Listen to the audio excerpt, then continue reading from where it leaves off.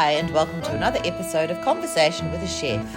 I'm Jo Ritty, and I love sharing with you the conversations I get to have with talented and passionate chefs.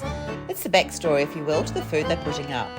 I begin today by acknowledging the Wurundjeri people of the Kulin Nation, traditional custodians of the unceded land where this conversation takes place, and I pay my respects to their elders past, present and emerging. Lorcan Kan has one of those reputations that precedes him, not in the loud headline-grabbing way, but in the quiet way that matters more. Mention his name to other chefs and their response is usually the same.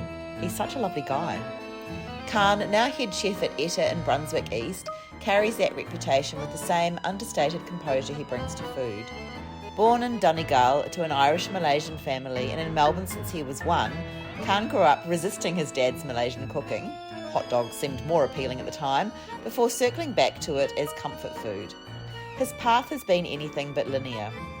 New York fine dining, German art studios, years of travel guided by one-way tickets and kitchen doors that opened when he knocked. He studied food science to answer the why questions, explored fermentation before it was super fashionable, and learned that creative control is as much about restraint as it is about freedom. At Etta, his cooking sits at that intersection. Comforting but restless, grounded but curious, waste-aware but playful. Talking with Kan feels like talking to someone who still finds wonder in the work.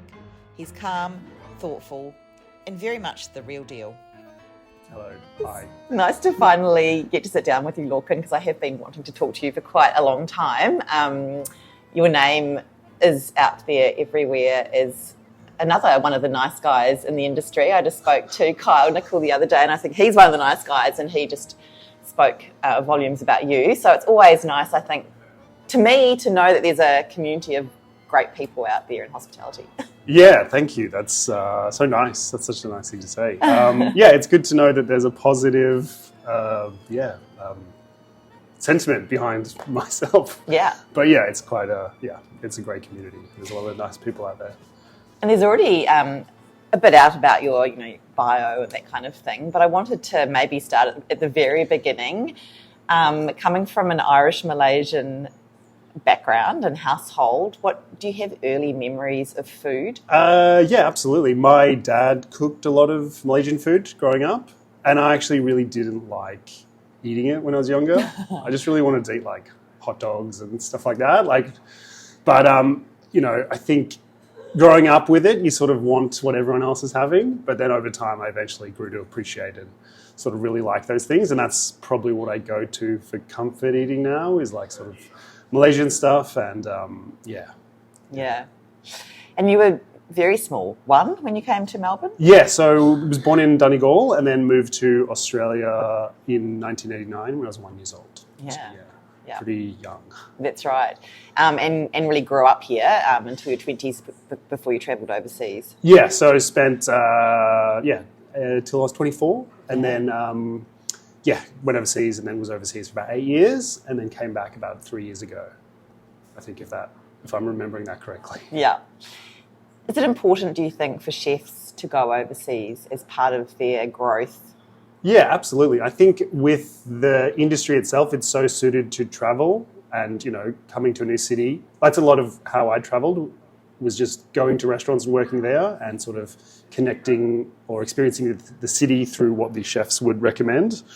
It was an amazing way to travel and an amazing way to have access to stuff all across the world. Yeah. Did you know when you set off, what was your first destination? To Thailand. So I only had a one-way ticket to Thailand booked, and then I vaguely knew I was going to go to New York to help open a restaurant, and then sort of did whatever, just changed plans and went wherever I needed to go. Yeah, that's good though. Fun to be flexible. But. Yeah, it was great. It was so good. Pretty, chaotic and stressful at times, but it was only myself, so it's pretty easy to change plans. I'm always impressed that chefs can turn up in different kitchens, say for pop-ups or even starting out in a new kitchen. But going overseas, what are your first thoughts when you step into a kitchen? How do you adapt? How do you get the feel for it and slide in? Yeah, I mean, the first time I ever actually worked overseas when I was young, I won the La Tour Blanche, which is like a apprenticeship competition. And then I was given some money to go anywhere, and I went to New York, and I worked at Le Bernardin. It's a 3 Michelin star restaurant, and I sort of was incredibly anxious and stressed that it would be some other world of cooking. But the first day I got there, I was just grating zucchinis. So it was very like, oh yeah, it's just the same. You know, there's different products, but ultimately, like, cooking is, there's a process to it, and you know, just being really adaptive to what other people want to show you and what you need to do. But yeah, just if you're not sure, just clean a bench or sweep the floor, or you know, there's plenty of things you could be doing, and just being sensitive to the environment.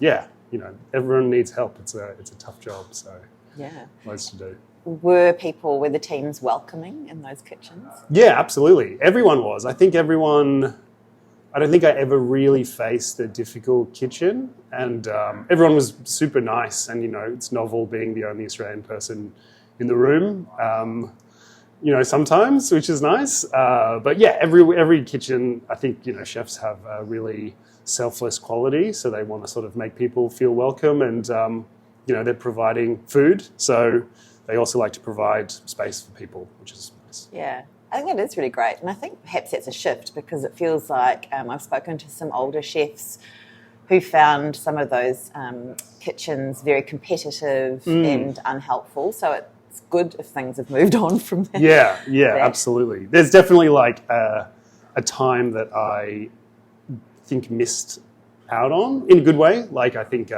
it just shifted dramatically in my time.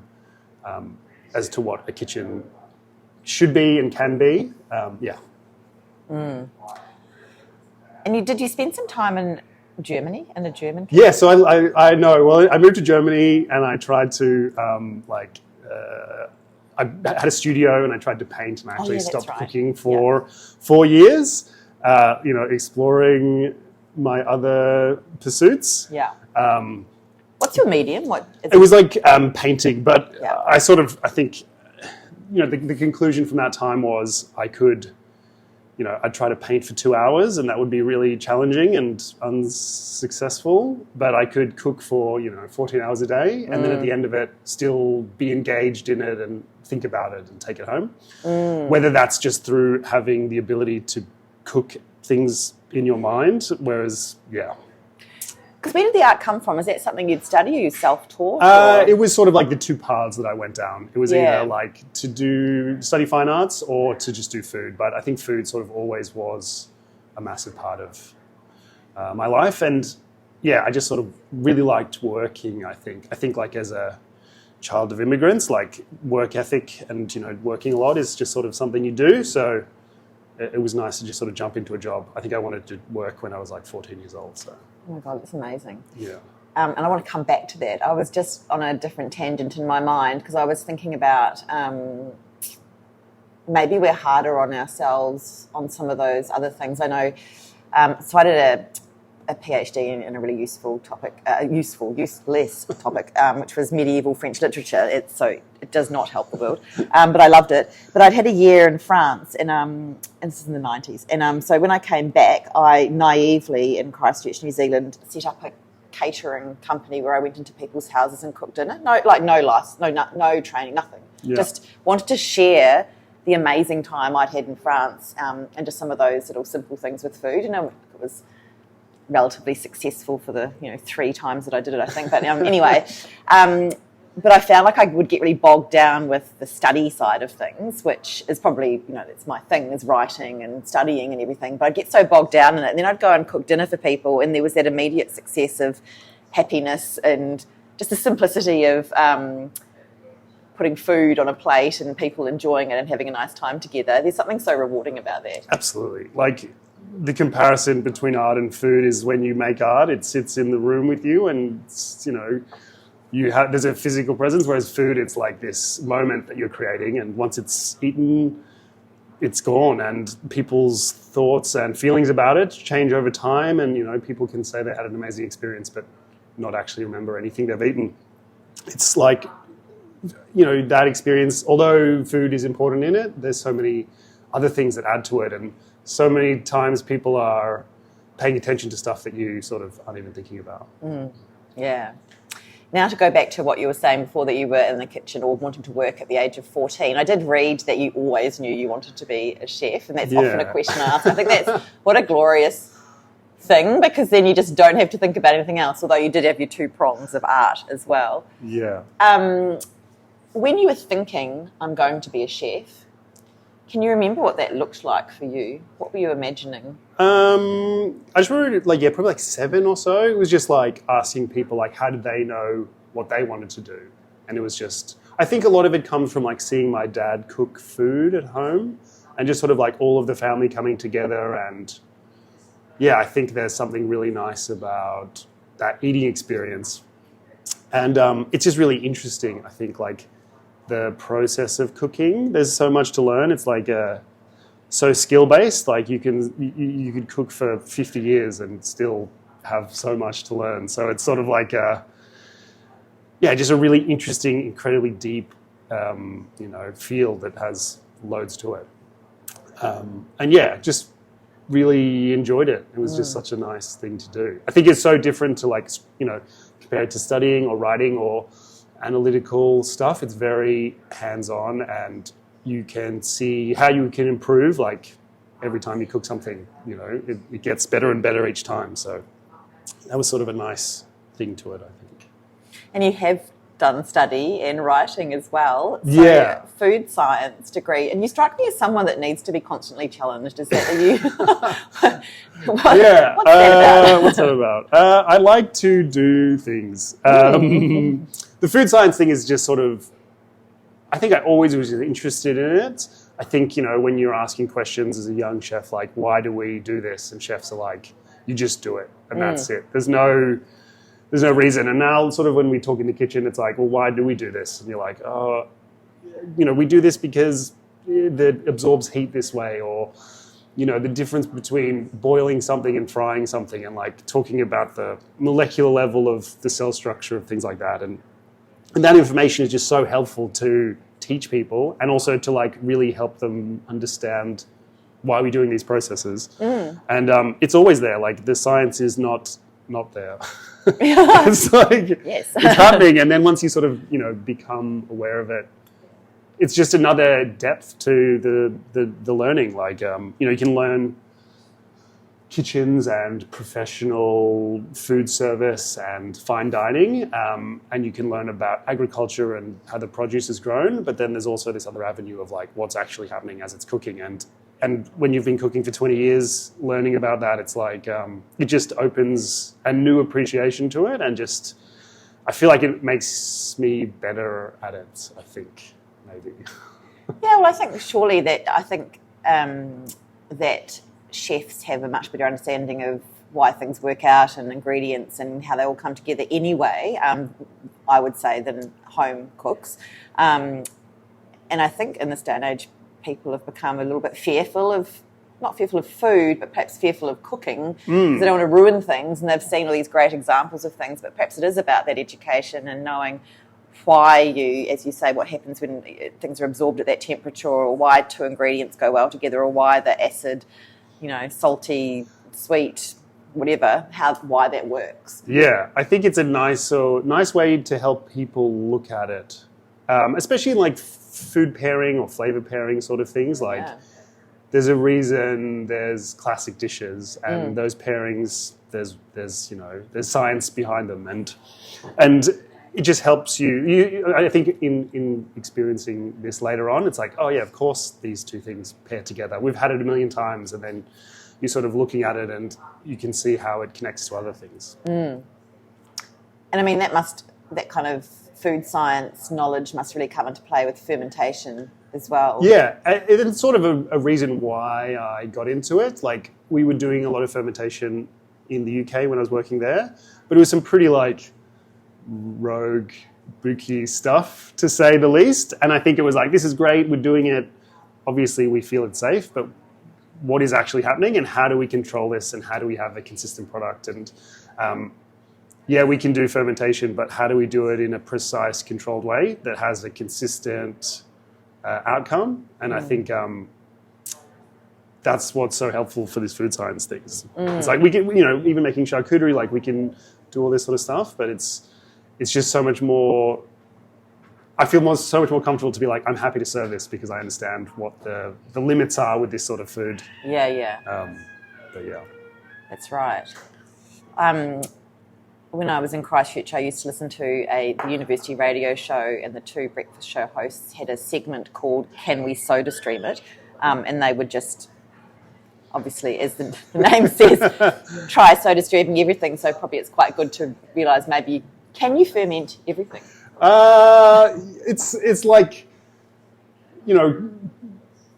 can we do it? It's like, should we do it? It's like, yeah, we could do that. And I think I've been very lucky in my last job where we were able to do all of this stuff. And, we had it was a tasting menu, so there was a lot of dishes. So there was chances to serve a very small amount of something and to interact with a guest and be like, this person's up for it. So let's take them on a journey to this stuff. But in a more normal restaurant setting, giving some of this more challenging stuff to people, it's just sort of like, the concept is interesting from a aesthetic taste. Sometimes it's just like, that's just not very nice to taste. No. And it's like, beyond the interesting part, it's like, I think people just, some people won't enjoy that. No, so that's right. So there's a technical aspect and a fascinating aspect, but at the end of the day, food should be delicious. Yeah. Well, yeah. I mean, I always ask that question, like, does food need to be delicious? If you think about, music, and if you listen to only good music, you need the changes, So like, do you serve a really unpleasant thing before something really nice? Wow, amazing. Like bitterness, there's all these and it's a similar thing, like if you're always trying to make good things, you miss out on making mistakes. And those mistakes, like for me, I try not to make good stuff. I just try to make food in general. And if there's a question like, what will this be like? And then it's like, we don't know. And then that's like an amazing thing of like, well, that could be something. And if it's not something, it's actually kind of more satisfying because you don't have to do it again. Like, that's right. That's actually bad, and we don't need to do that anymore. And is that what the pop-ups allowed you to do? Yeah, the pop-ups for me mostly was creative control. I think, as a chef, you can get put in these positions where people are like, we have a great opportunity for you. You can be part of the team. We'll give you creative control. And for me, I found that really interesting in that we should all have that independently so that when we come to these meetings, it's like, yes, I have creative control. I have that on my own, but I'd rather, instead of creative control, you would support me or pay me or give me what I need as opposed to sort of like allowing me to have creative control. I don't know if that makes sense. In this current climate, how does creative control marry with food cost? Yeah, I think the creative part of cooking is, one of the very early steps of it. And that is like in the concept of designing a dish or sort of what is the premise. Like for me, it might be like we want to make a dish that is, really green and we want it to be really soft. And it needs to be at the start of the menu. And that could be the creative part of it. And then as to what we use, along the way, it becomes less creative or more defined. It's like, well, we need to do this to it now, or it needs to fit in this way. And there is creativity in making it functional, but it can't be... It's always at the start, and then it sort of loses that new excitement, and it becomes more honed in and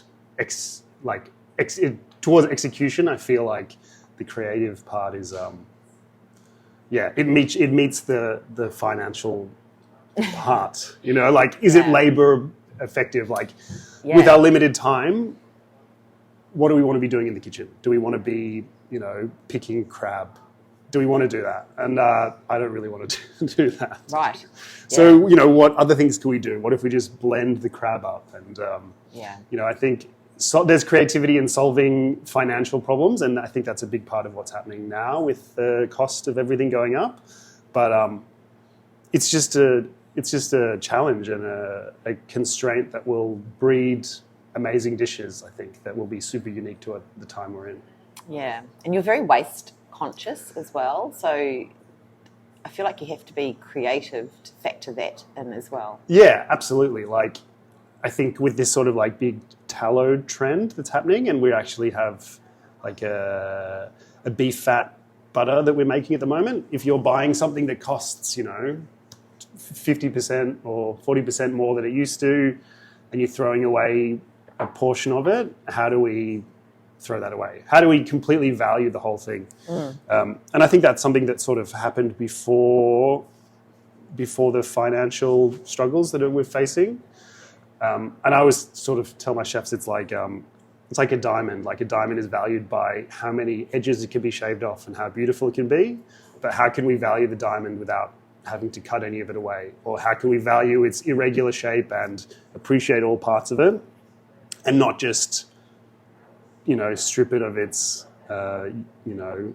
its mass just to make it look a certain way. Yeah, right. Wow. Think about that.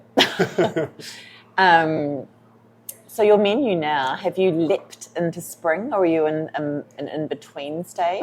Yeah, we're definitely in spring and utilising a lot of the amazing citrus at the moment. Sometimes, asparagus has come through and we've just put on a new asparagus dish, and we're looking towards, it's like spring also marries with Christmas a little bit, sort of we come towards the end of the year, it gets a little bit warmer, a little bit more fresher.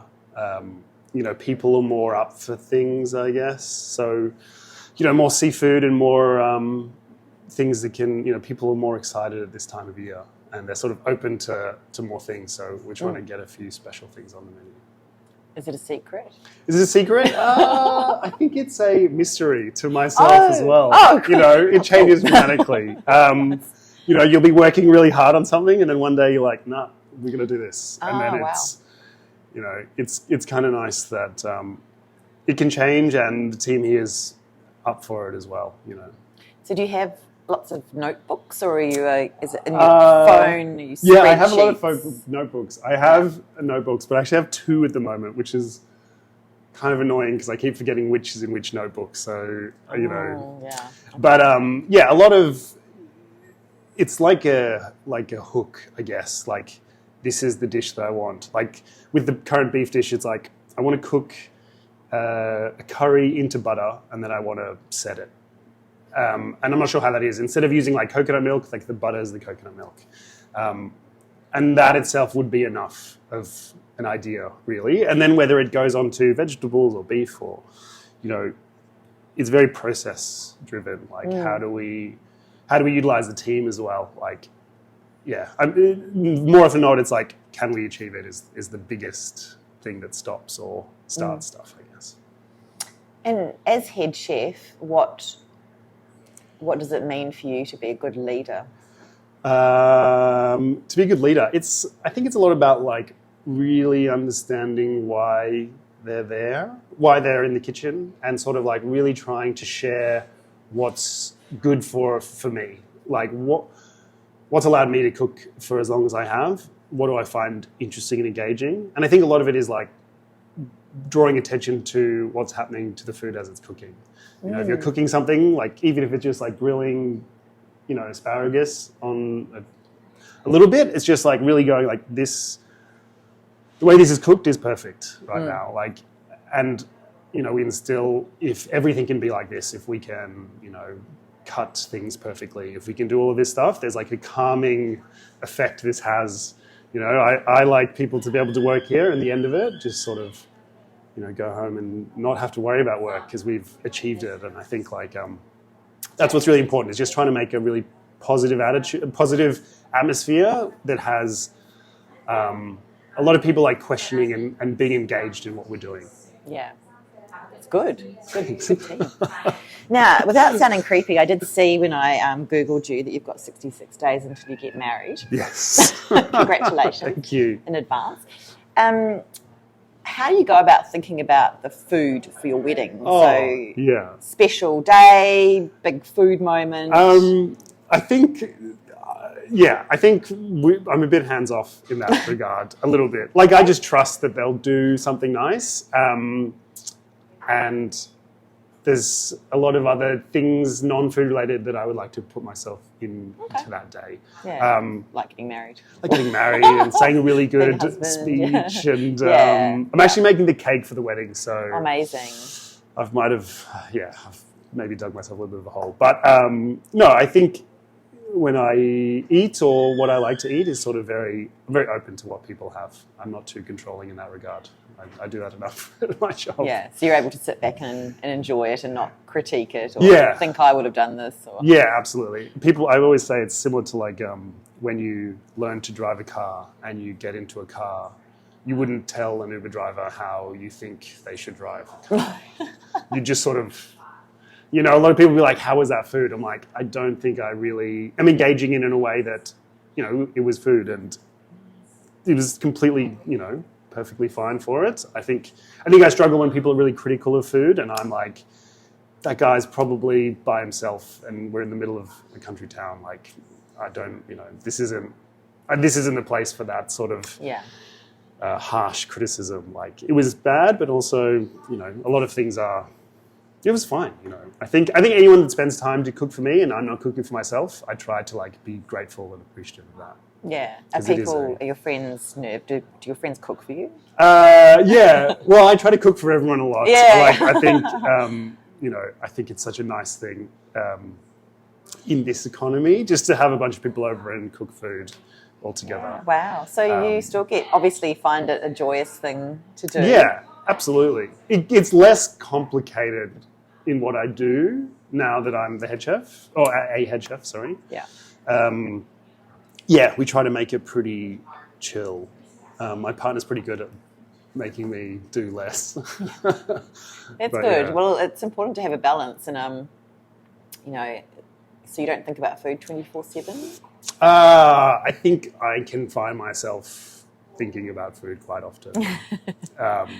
But it's sort of like just, I feel like it's very similar just to have like a song stuck in your head. It's like, oh, what would, it's trying to like solve problems as well. I remind it's similar to like a part of the canvas that's slightly blank. It's like, I know something could go here, but I just need to figure out like what would work. And then just thinking about different things.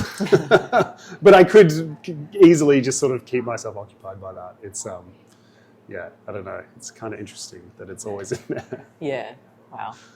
It's big. It's what you do, isn't it? And it has been since you were very little. So, yeah. Well, with all that in mind, and the fact that you've lived and cooked overseas and here in different roles, and all your studies and everything, what would your advice be to a young person starting out as a chef? What would the advice be? I think just like try to be in the moment when you're cooking. Like, you could be, there may be this idea of like, oh, I need to develop, I need to progress, and I need, I'm not there yet, and I need to do certain things. And I think like really trying to, for me, cooking is incredibly calming and relaxing. Like, if I'm really stressed out and I've had a difficult time, I can just go home and cook some things that I really like. And there's sort of a very systematic and enjoyable part. It's like it's painting or making something. We're taking raw things and we're preparing them really nicely, and that's just like such a nice thing to be able to do. So just really trying to take a moment if you can and just sort of enjoy cooking. It's such a nice thing to do. Thank you. Nice. Thank you so much for listening to this episode of Conversation with a Chef with Lorcan Kan at Etta. You can check out all the goodness on Instagram at Etta_Melbourne. If you weren't quite sure with my Kiwi accent, that's ETTA_Melbourne. If you'd like to hear more stories from other chefs, I'm also on Instagram at Conversation with Chef. You can read this chat online at www.conversationwithachef.com, and of course, you can follow me on Apple and Spotify podcasts. I would absolutely love it if you told a friend about my chats. I still think it's the best way to get these delicious stories out into the world. Once again, thanks so much for listening. Have a great day and bon appetit.